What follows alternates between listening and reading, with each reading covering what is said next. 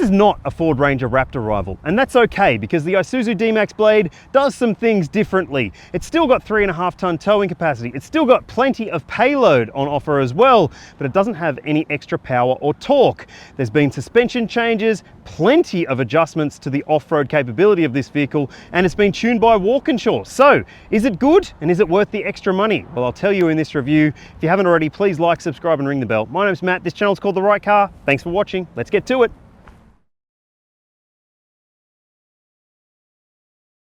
The Blade sits at the top of the Isuzu D-Max range, and it has a list price of $76,990 drive away, which is much, much more than the X-Terrain or the LSU Plus that this vehicle is based upon. Now, if you want to know more about the other versions of the D-Max that are available, hit the link in the description below and watch my detailed review because I cover off all the stuff you might want to know about. But let's talk about the Blade and what's changed. So it does have a host of visual changes, but also some hardware changes. The visuals include new sticker packs. I don't like them personally. And you've also got these new hexapod design wheel arch flares. There's 17 by 8.5 inch wheels with new Goodyear off-road focus tires. There's an LED light bar with up to 325 meters of throw.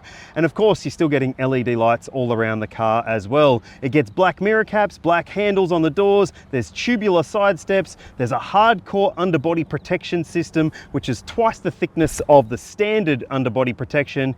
And of course, you've got new shocks as well. So they're Monroe shocks. They offer a 29mm lift as well. So it is far more capable when it comes to ground clearance. You get a full-size spare underneath the body of the vehicle, tub liner, sports bar, and on the inside you've got a leather accented interior trim, just like the LSU Plus that it's based on, but you get Blade embroidery on the headrests and Blade floor mats as well.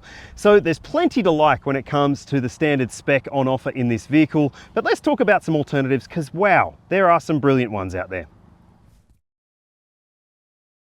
So I said that this isn't a Ford Ranger Raptor rival because, well, it's a fair bit cheaper and it doesn't have anywhere near as much grunt, but you might want to go and check out the Ford Ranger Tremor, which I've done a detailed review of off-road and on, and I think it is a very, very good option for people who are looking for a livable ute that offers off-road capability. It is a bit rough riding, but it does have a much more powerful and torquey engine and a very clever transmission as well. Great interior space, really good tech, and all the safety stuff you would expect as well. Another option you might want to consider if you're thinking around this money for hardcore off-road 4x4 dual cab ute land, then go and have a look at the Toyota Hilux GR Sport. It is a fantastic truck for the money because it has extra power, extra torque, and it's got far more capability than the standard Hilux, which is already ridiculously off-road capable. But I think that the Hilux GR Sport, with its more aggressive styling and that extra power bump, does make a very good argument for those who are going to spend a lot of time off-road. It's one of the roughest driving vehicles on the road, but hey, if you're an off-road enthusiast, you might not really care. And finally, I reckon you should go and check out the Nissan Navara Pro 4X Warrior. It is excellent. It's showing its age a little bit in terms of the interior design, and it doesn't necessarily have as many features as some of the other utes out there, but wow, is it a brilliant off-roader. It's been rebuilt by Premcar in Melbourne, and it does an excellent job on road and off. The coil spring suspension in the back of it really does make a difference compared to leaf springs like this ute, so it could be a really good choice for you. Just really depends if you can work with the payload limitations of that vehicle or not. But hey, which would you pick? Any of those, or this, or something else? Let me know in the comments. Okay, so the Blade does have its own distinct design. As you can see, I think it looks fantastic. I really like the finish of this vehicle in terms of the extras that have been added, except the stickers. I would lose the stickers personally. If you know me, you know that I don't like sticker packs, but it does have more ground clearance than the standard ute, 244mm, and in fact, the approach, departure, and breakover angles are on your screen now, so you can see for yourself. It does have a bit better off-road ability than the standard ute. It's also got 800mm of wading depth, and yeah, it is a very, very capable truck. course, it's got the lifted suspension and it's got some very, very interesting finishes around the body of the vehicle. I love those hexapod wheel arch flares. I don't love the sports bar at the back. I think it gets in the way when you're trying to load and unload.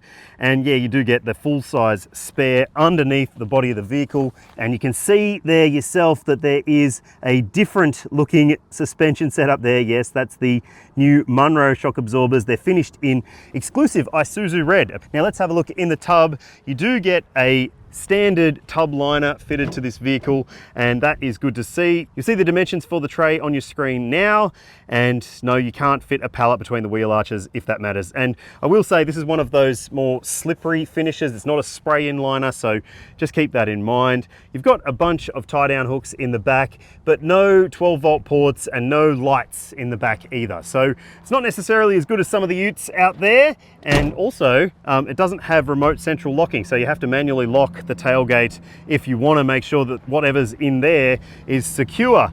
If you're wondering about the payload capacity, you'll see it on your screen now. And yes, it does have the maximum 3.5 ton brake towing capacity as well.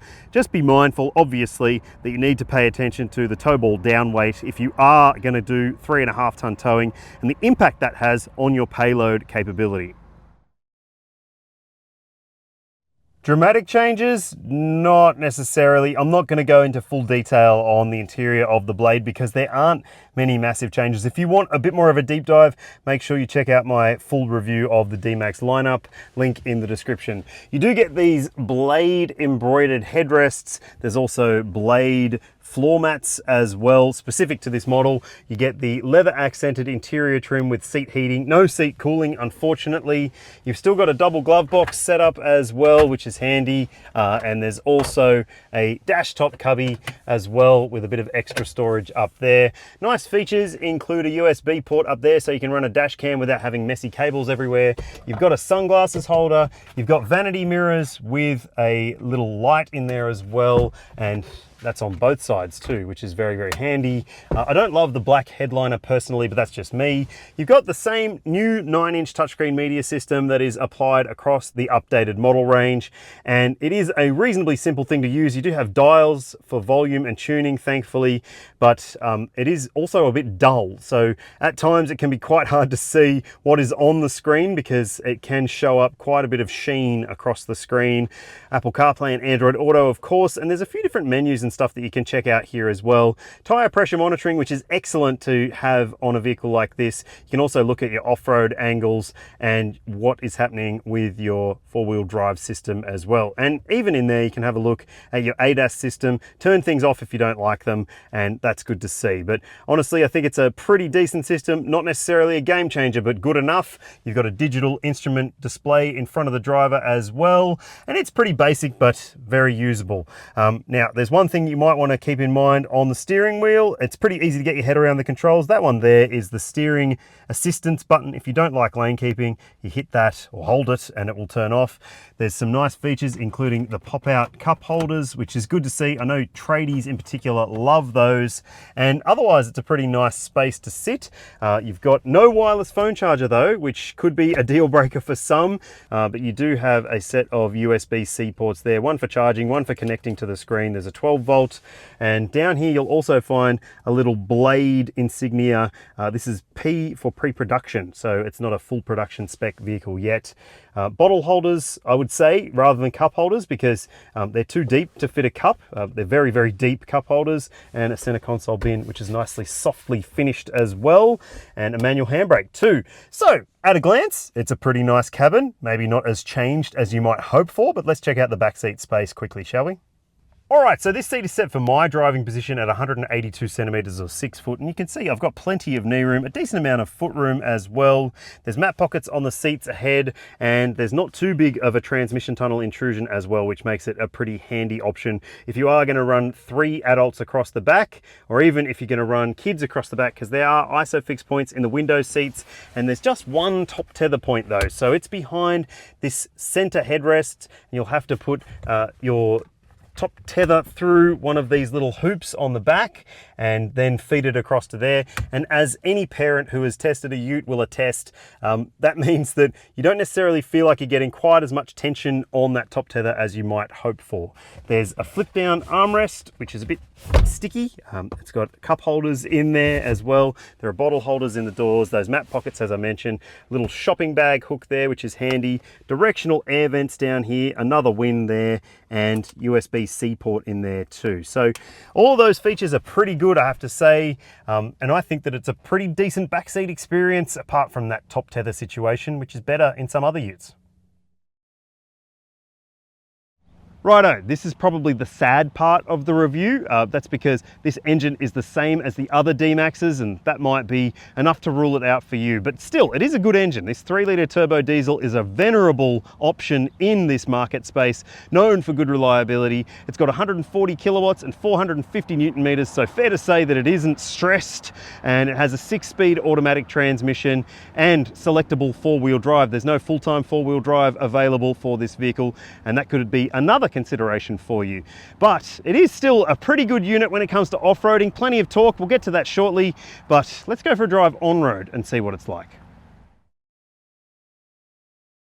I've driven the existing versions of the D-Max pretty extensively, including the post-update version, and I have to say, this one is better to drive in because it has a nicer ride comfort. The raised suspension has given it a little bit more clearance, but also a bit more comfort, and the new shock absorbers, they, well, help it be a bit more compliant and comfortable, and also really well suited to cornering, surprisingly, in fact, considering it's got fairly off-road focused tires. Now, the steering is a touch more direct on center as a result of that, but it's not necessarily like a Volkswagen Amarok or anything like that to drive. It's not quite as driver focused as that, but it is more driver focused than the other versions of the D-Max.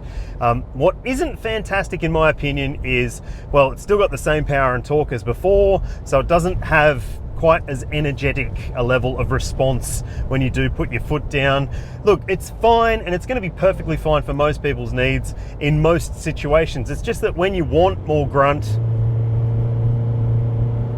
it's a bit slow. It's honestly a bit slow, and I think that's the biggest problem with this vehicle in on-road situations. But otherwise, it's relatively good to drive, and it's not too noisy on the inside. You can hear the diesel engine, you can hear a bit of wind noise around the mirrors and whatever, but it's not deafening in that regard. You can't really hear the tires until you get above freeway speed either. So all of those things make it a more livable ute than some of the other D-Maxes that you might want to consider, or you could just buy a cheaper one and do the mods yourself, I guess. Also, I'll just add that there is a lane keeping system. I tend to turn it off. You just hold the steering wheel button and it'll turn off the lane keeping assist because it is just a little bit too eager to interrupt your drive experience. So I know I'm not the only D-Max driver that does that. My dad owned a D-Max and he did it every single time he got in. So yeah, I think that that is just one thing that you might want to keep in mind with the safety stuff. And as well as that, there is no surround view camera for parking purposes. So yeah, a little bit short on some of the rivals when it comes to the day-to-day livability factor, but it's also very good when it comes to the unsealed surfaces, which are so common across Australia, including gravel stuff. But let's go off-road and see what it's like. So on-road, the changes are, well, negligible, I would say, whereas off-road is where the changes definitely make themselves more noticeable. And that's because this suspension setup has really changed the game, because you've got so much better ground clearance than in the standard vehicle. Obviously, you've also got these better tires, which are far more suited to this rough terrain stuff that we've been driving in today. And I've done a mix of different scenarios so far, including some moguls where it was very easy so long as you managed the throttle and just tried to keep an even throttle up through those lumpy bumpies, and also some seriously angular elements to the off-road driving as well. So some moments where we had some wheels cocked, we were very much sort of 3 tires down, 1 tire up for a lot of those situations, and I was really impressed with the way that it balanced itself over those sorts of challenging terrain moments. And remember, this is a stock vehicle, basically, as you'll be able to buy it straight off the showroom floor with stock tire pressures as well. 29 PSI is what it's running at the moment. You can hear my voice might be a little bit shuddery. That's because this is not a luxury SUV. It's a 4x4 vehicle with a ladder chassis and a live rear axle, so it does have still some noticeable lumpy, bumpy characteristics to the ride, but it's certainly a pretty decent thing in terms of balancing the on-road driving and off-road elements. The changes that have been made here have made this a far more capable vehicle than the donor model. Now, I say that because on this test there's also been a standard D-Max, the iVenture Club D-Max that's part of it, and they've had some issues with clearance, they've had some issues with traction on the road tires, but there's not necessarily those sorts of issues in the Blade because, well, you've got much more off-road focused rubber, which does make for a far more confidence-inspiring drive, especially in some more treacherous situations where you need as much purchase on the surface as you can possibly get, as we've experienced on this off-road drive. And also the ground clearance has made a big difference because that other vehicle has been touching down a little bit more, whereas this one has been coasting a little bit more easily. And there is that serious bash plate system underneath with cross bracing, which makes it far more amenable to copping a bit of a bash over sharp bumps and rocks and so forth, but we haven't really touched down that much because of the design of this suspension being so good. It's really impressive off-road and very easy to drive as well. Now, as I said in the on-road driving section, the fact that there hasn't been an increase in power or torque is probably going to be to the detriment of the vehicle, more so in sealed road situations, whereas off-road you barely even need more power and torque because there's plenty of pulling power. It's very easy to drive this vehicle on the throttle, and in slow speed situations, it's got great gearing and it seems to be pretty well sorted. I guess the more hardcore enthusiasts might want to fit a front diff locker. There isn't one fitted to this vehicle. It does have a rear diff lock, and it's also got the rough terrain mode, which really does change the way the vehicle behaves. It just means that you can more easily get up and down things without quite as much throttle input, and the traction control smartens itself up in that sort of situation as well. There's hill descent control too if you need that, but it's definitely a more off-road capable vehicle than the donor one is as standard. I've been really impressed with it in terms of the off-road behavior. Now, as part of this launch drive experience, we've now come to Goolwa Beach in South Australia, which is apparently one of the best driving beaches that you can come across in this part of the world. We're in high range, we've got the traction and stability control systems turned off, and anyone who's driven on sand knows that it's about trying to position your car in the right spot on the sand where it's nice and firm. But we did do a little bit of the stuff where it was a bit deeper and yes, a bit more throttle required in that sort of situation. But yeah, momentum and positioning is obviously the important thing. It's good fun though. This is handling itself pretty well. And I guess the thing with this engine is that because it's got such a big capacity and pretty easygoing torque, it does make for relatively simple and smooth sand driving like we're doing right now. So yep, another tick in terms of the off-road capability. But let's talk about fuel consumption, hey? One of the things that Isuzu Australia has made clear is that it didn't want to compromise this vehicle when it comes to fuel efficiency. It is one of the more efficient dual cab utes on the market, and so that's part of the reasoning behind not changing the engine tune. It stays the same as the other dual cab 4x4 versions of this ute pretty much. 8 litres per 100 kilometres is the official figure, and if you're wondering what I've seen across this test, including off-road, on-road, and plenty of touring, you'll see it on your screen now. I think that's relatively good for a dual cab diesel ute like this. And if you're wondering, the fuel tank capacity is on your screen now. That is a pretty decent figure, and it will allow you a reasonable amount of cruising range if you are doing the sort of driving I've been doing today. The Isuzu D-Max does have the maximum 5-star ANCAP safety rating from a few years ago. The Blade is not yet rated, but it does have all the same sort of standard technology and equipment as the other models in the range. And Isuzu and Walkinshaw have worked really hard to make sure that there is no compromise when it comes to the safety performance of this vehicle, despite the number of changes that have been made. So it's still got autonomous emergency braking with pedestrian and cyclist detection. There's a lane keeping system as well, which uses the camera system on top of the windshield. There's also blind spot monitoring, rear cross traffic alert with auto braking, adaptive cruise control as well, and a host of airbags. There's 8 airbags fitted to this vehicle, in fact. Dual front, driver's knee, front center, front side and full length curtain coverage too. There's a reversing camera and parking sensors, but this version does not come with a surround view camera, and that could be a real issue for some people who like the extra tech and being able to see a bit more off-road or when they're parking at home. It's just something that I don't necessarily love about this vehicle. Every Isuzu D-Max, including this Blade model, comes with a 6-year, 150,000 kilometer warranty, and all the changes that have been made by Walkinshaw to this ute are also covered by that same warranty, which is good to know. Now, there's a cap price servicing plan available. They call it flat price servicing, and it is $449 per service for the first 5, and your service intervals are every 12 months and 15,000 kilometers. And if you service with the Isuzu network, there's up to 7 years of roadside assistance available as well. So it stacks up decently on the ownership front. I'm pretty impressed by the Isuzu D-Max Blade, especially off-road. It is a far more capable ute than the donor vehicle, and those changes that have been made by Walkinshaw are excellent. But I just wish there was more power and torque for on-road situations where this ute does feel a little bit breathless compared to some of its rivals. Would that rule it out for you? Hit me up in the comments and let me know. I'd love to know your thoughts. If you haven't already, please like, subscribe and ring that bell. And also, if you found this review helpful and you want to help out with me running this channel, I'm doing it all myself, you can hit the super thanks button in YouTube and you'll be able to make a donation if you want to. No pressure, but I'd love to have a few more coffees to keep me going because I'm busy with all of these reviews. Thanks for watching. I love you. See you later.